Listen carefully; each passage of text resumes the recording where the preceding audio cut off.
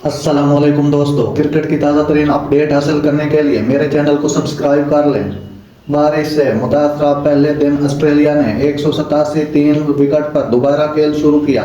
जब पाकिस्तान ने टॉस जीतकर फील्डिंग का फैसला करने के बाद डेविड वार्नर, उस्मान ख्वाजा और स्टीव स्मिथ को बादल छाए हुए हालात में सेम बॉलिंग के लिए रवाना किया। जब पाकिस्तान ने आज 187 से खेल शुरू किया तो उसके बाद पाकिस्तानी बॉलर ने ऑस्ट्रेलियन टीम को टिकने ना दिया। एक के बाद एक जाते रहे और आते रहे। पाकिस्तानी बॉलर आज छाए रहे। शाहीन अफरीदी ने 2 विकेटें हासिल की, मीर हमजा ने 2 आउट किए, हसन अली ने 2 आउट किए, आमिर जमाल ने 3 आउट किए, सलमान अली आगा ने 1 आउट किया। इस तरह ऑस्ट्रेलिया की पूरी टीम को 318 पर आउट कर दिया पाकिस्तान ने।